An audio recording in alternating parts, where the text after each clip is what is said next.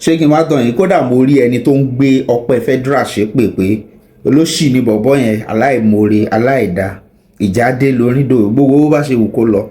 Mo rí another comment tẹ́lómi sọ pé Ọpẹ́ Federal jẹun lọ́n tí ẹ̀ jàre má ojú ṣe bó ṣe yẹ kó wà náà nìyẹn. Kódà mo rẹ́ni tó sọ pé gbà fún Múrí òun náà ni gbà fún Gbàdà.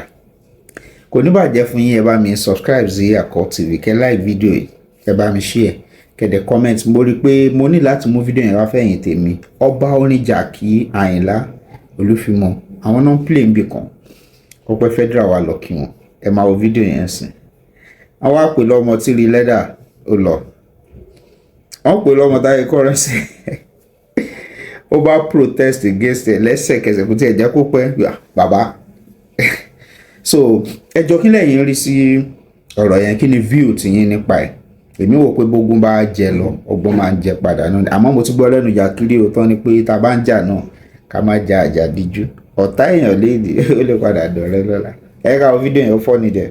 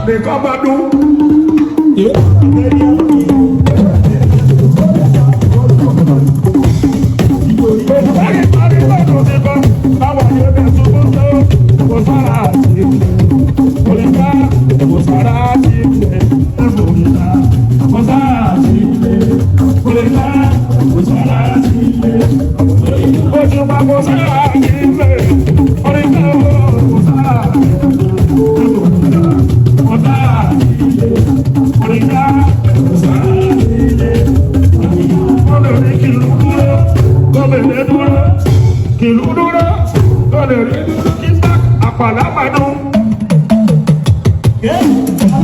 Ṣákìlì ọgbọ́n lọ́dẹ̀ bọ̀bọ̀lá ọ̀pọ̀lá lọ́dọ̀.